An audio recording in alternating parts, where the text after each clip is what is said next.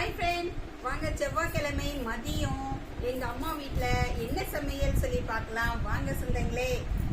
பாருங்க, மதியம் சுட சுட சாதம் வடிச்சிருக்காங்க அம்மா.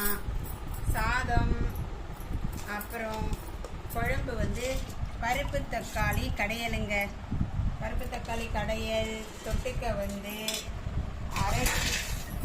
சிறுகீரை பொரியலுங்க. இது பாருங்க, சிறுகீரை பருப்பு தேங்காய் போட்டு பொரியல் பண்ணியிருக்கிறாங்க.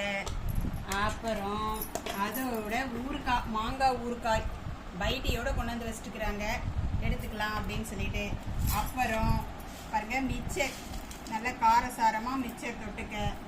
அப்புறம் அதோட தயிருங்க, கட்டி தயிர், பசுமாட்டு பால் இங்கே தினம் கிடைக்குதுன்னு கட்டி தயிர் வச்சிடுறாங்க வெயிலுக்கு.